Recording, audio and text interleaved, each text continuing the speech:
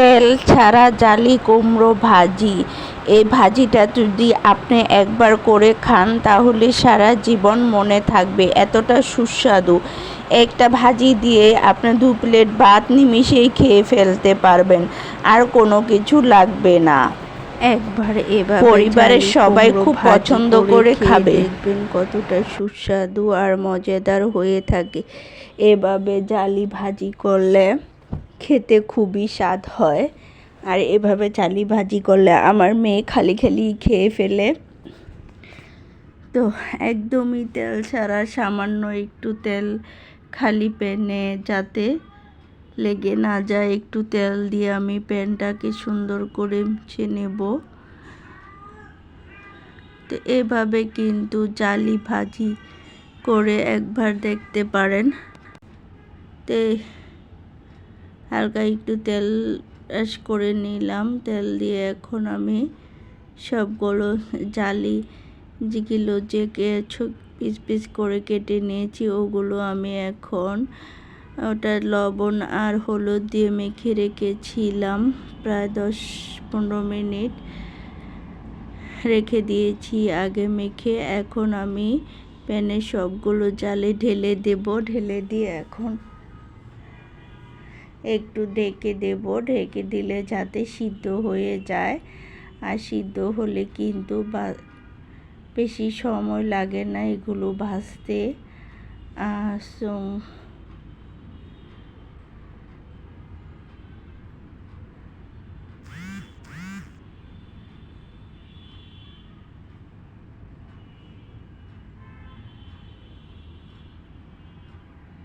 তো এখন ঢেকে দিয়েছি, ঢেকে দিলে খুব তাড়াতাড়ি সিদ্ধ হয়ে যাবে আর তেলটা খুব কম লাগবে। আর ঢেকে না দিলে তেল একটু বেশি লাগে, তাই ঢেকে দিলে আসলে তেলটা লাগে না। একদম সামান্য একটু তেল দিয়েই অনেকগুলো ভাজি করে নেওয়া যায়।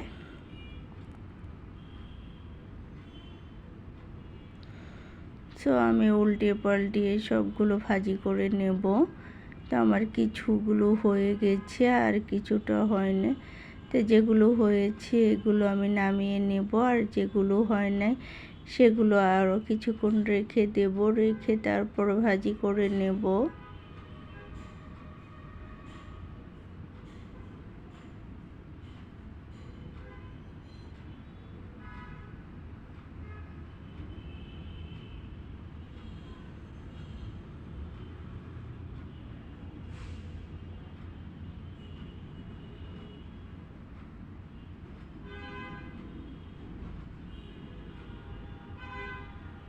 তো এইভাবে আমার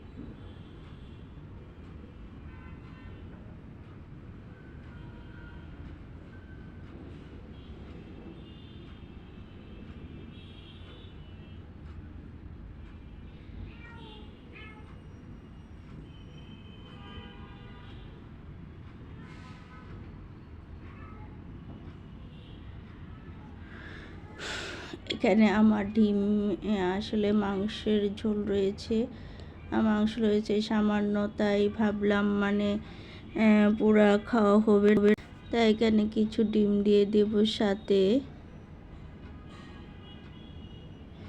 সো ডিমগুলো আমি আগে থেকে সিদ্ধ করে নিয়েছি, এখন ছিলে ডিমগুলো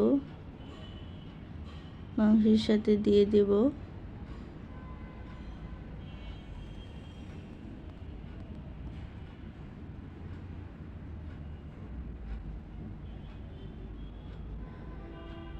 সো ডিমগুলো ভাজার জন্য কড়াইতে তেল দিয়ে দিলাম।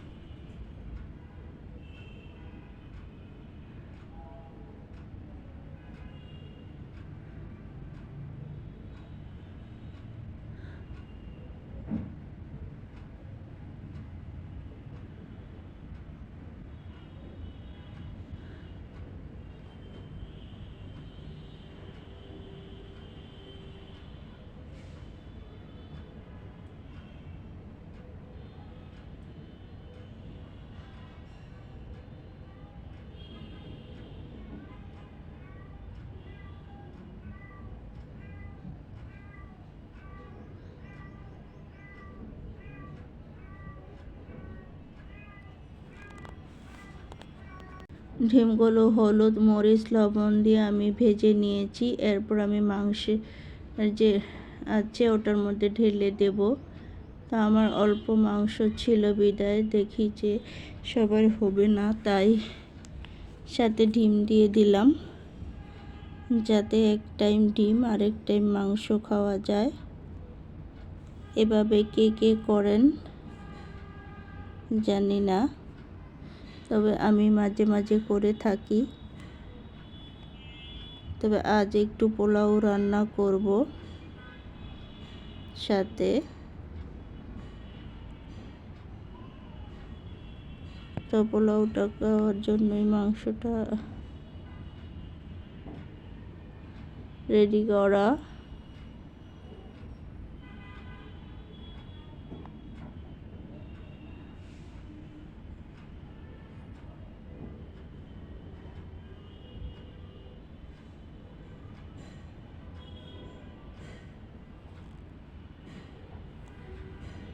নেড়ে ছেড়ে আমি এখন রান্না করে নিলাম। এখানে আমি পোলাও বসাবো। পোলাও বসার জন্য আগে থেকে পানি, গরম মশলা, আদা,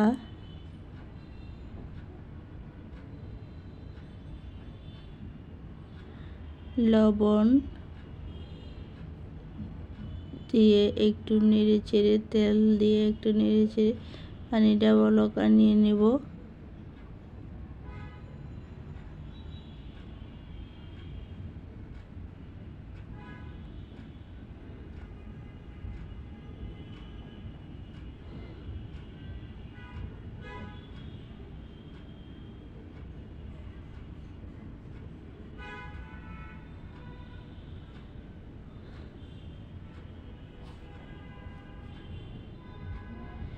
পানিটার বলক এসে গেছে। চাউলগুলো আমি আধা ঘন্টা আগে থেকে ধুয়ে ভিজিয়ে রেখেছি। এখন আমি চাউলগুলো দিয়ে দিচ্ছি, দিয়ে তারপরে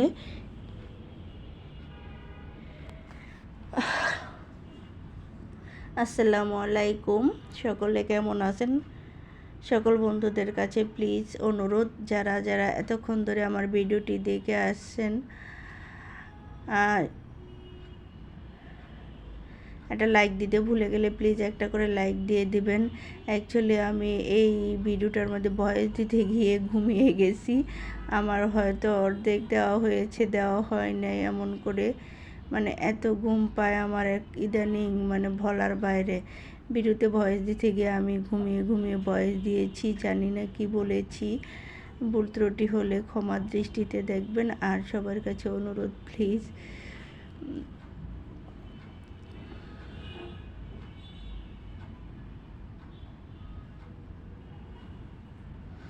আসলে অনেকটা ঘুমিয়ে গেছি, তো লবণ দিয়ে আমি সব কিছু দিয়ে দিয়ে এখন নেড়ে চেড়ে একটু ঢেকে দিয়ে রেখে দেবো।